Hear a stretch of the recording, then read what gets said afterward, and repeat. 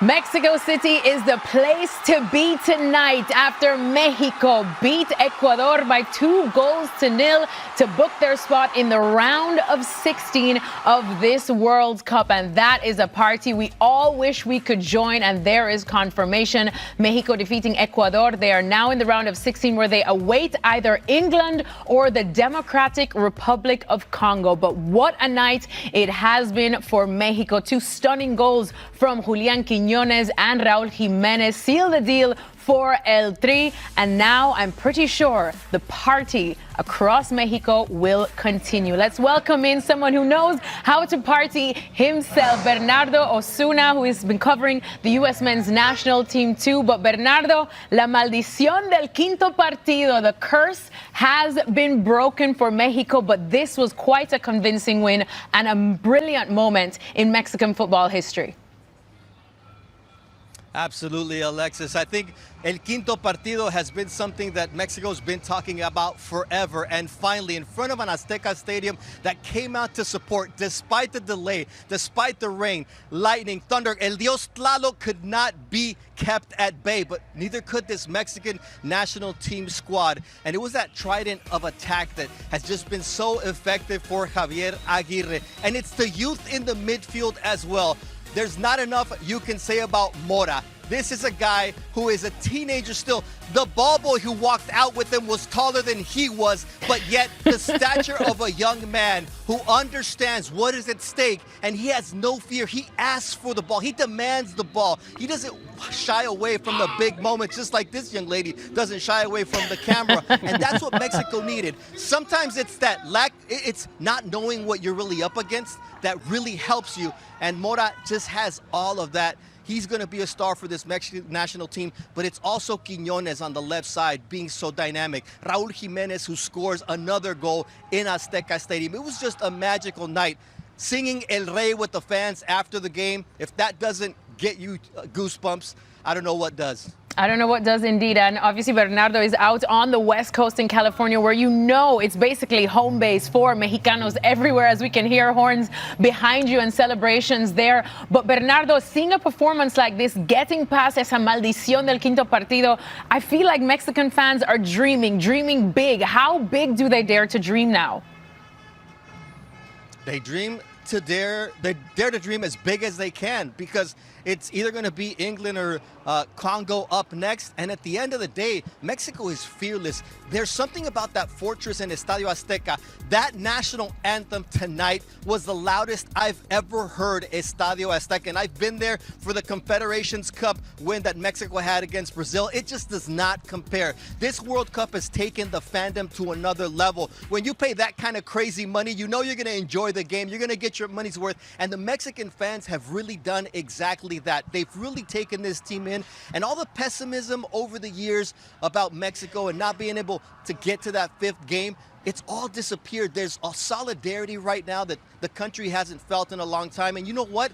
For the first time, I think, in this whole World Cup, we've seen a dynamic in the way that Mexico played. Today, it wasn't the ratoncitos of the tree of old. Tonight, we saw a fully formed team. This was a team that knew what they had to do. They had to neutralize the big names of Ecuador. They did that early. They come out, they punch them in the mouth, and then the 2 quick goals. And all of a sudden, it was an uphill battle for Ecuador that they just couldn't handle. Well, with the bandera de Mexico behind you, Bernardo, we're going to thank you so much and let you go and celebrate, because I'm pretty sure California, as well as Mexico, is definitely the place to be tonight. Thank you, Bernardo. My pleasure. The party just finished. The fans are just getting out, so no quiero volar. No quiero volar, indeed. Stevie, what's also even more impressive from Mexico right now, too, is that they have yet to concede a goal. But they're finally playing that sexy football that everyone says they kind of wanted to see.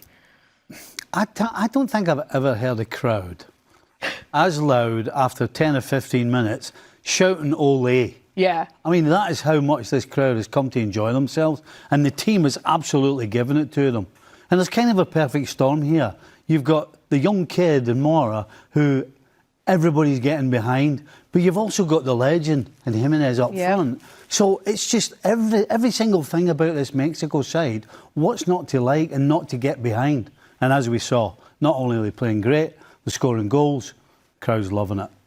Do you know, I felt a little bit sorry for Ecuador, and it was nothing tactical. It was the way Mexico approached the game. They trampled all over them From the get-go. From the first minute, they pressed them well. They really shut them down. They ran hard. Some of the play, the passages of play, the triangles that they were playing, the quick football, the 1 and 2 touch, I thought they were superb. And the 2 goals that they scored, outstanding finishes. Do you have a favorite? Of the goals? Yeah.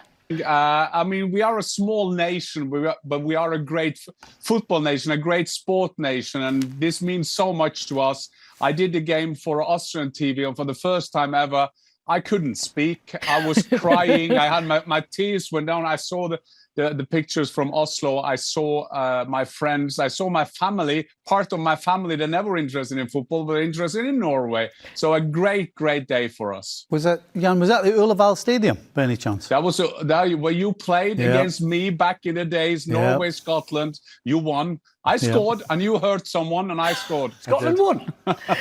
Oh, times have changed. Times have changed. But either way, as what Jan was saying, this is a huge moment for Norway. Yeah, it depends on how you want to look at it. If you want to look at it from a Norwegian point of view, you go, who cares, we won. Yeah. I was watching that game thinking Ivory Coast are a better side. I was watching the game unfold, and I thought the Norwegian coach in the end was a lucky man, because watching Alexander Sørloth play right wing, I thought, who's come up with that idea? So I've not seen that before, especially when you have to chase Diamande back. So that felt a little bit, I was going to say left field, but right field if you like. And then Oscar Bob came on, had an impact. And then, listen, Norway win the game. Great scenes. The big man with the tap in. It was a well-worked goal, actually, a goal from a Bodo point of view with a cutback. But Norway now played Brazil. And I seen Erling Haaland's comments after the game, and he was like, this is just insane. And Norway are going to play Brazil. Amazing. Jan, is Don being a little bit harsh on Norway here? Well, he's doing an analysis. I'm doing the euphoria. But what he's right at, we started quite passive. And Nusa, who's playing so well in German Bundesliga, and has played very good for Norway through the qualification, as has Alexander Sørloth, who had a very, very quiet game.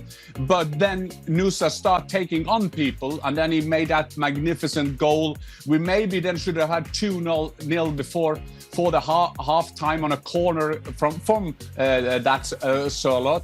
We came out in the second half, and we had problem with Diamande, but somehow, and Don was alluding to it, Patrick Berg, the captain of Bodø/Glimt, as we've seen doing so well in the Champions League, he had a great game, and together with Bob, he created that goal, and it ended up being a tap-in for the big man Erling Haaland. After that tap-in nearly was a bad touch for him. It was but a scuff. Still, you can see his eyes. He got a bit scared that he had had done a bad touch on it. But overall, I said that before the game, it was a 50-50 game. The Ivory Coast is a very good team. We have some weaknesses in our team, but somehow we managed to kind of cover them. And you have to be said, we have a goalkeeper who played for Sevilla. He has played 7 games for his club this season, not best of practice. And then Diallo at the end there with that free kick, that's one of the save of this World Cup. And at least it saved us big time. Diallo, who had a big save, Don and Stevie, on the line, remember, at 1-0. And I thought, wow, this gonna bite us. And yes, he went up and did that 1-1. But then when you have Erling Haaland, you have that get out of prison card that nations like us love to have, or any nation would have loved to have. Yeah, and is that a common theme watching Norway play today with Sørloth playing right wing? Is that something that's been done before? Yes. What they've done is that they put Alexander Sørloth in that position because Erling Haaland doesn't like to play with a partner. Right. So this is what Ståle Solbakken has done. He has told Sørloth, play in midfield, but you are a striker, but never tell Erling. Erling has to think that he's playing all on his own. But as you were saying today, Sørloth was not in his best form. He hasn't been as good as he's been in the qualification games. And today, because when we played Diamande and when you play with Pedersen, Ryerson, the Dortmund player, injured, so he had to play with Pedersen. Then he had to chase back, and that took a lot out of his energy. And sometimes it's not right that the big man is the one you have to make the crosses. We like him to be more central. But yes, that has been a part of our philosophy, of our setup. Stevie, what do you make of everything? Well, I think the Solar thing, they have to change it. You know, it's one thing when you're playing out of position and things are going well, but you could see today that the first couple of touches he had weren't good. He lost the ball a couple of times, and then you sort of, for a guy who's 10 foot tall, he started shrinking a little bit, you know, when he was getting the ball in the middle or in the wide area. So I do think they have to change that. At the same time, I would say that Norway had as many chances in this game, probably more than Ivory Coast. You know, we can say that Erling Haaland never touched the ball much, but he had 2 opportunities with his head in the first half. He also had 1 block that was going in the first half. So, you know, the Norwegians, yes, they may have looked as though they were giving up possession and maybe looked as though Ivory Coast were the team not dominating, but in charge. But through all of that, Norway was creating chances. Yeah. And so if you're creating chances and you've got a guy called Erling Haaland up front, you've got a chance of winning games. And I've already said that I think Norway will beat Brazil.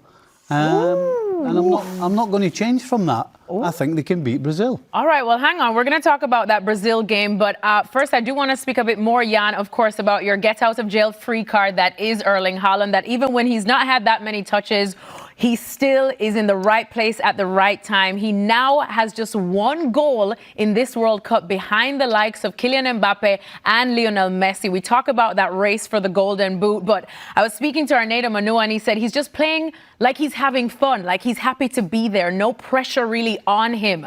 Is that kind of working in his favor too?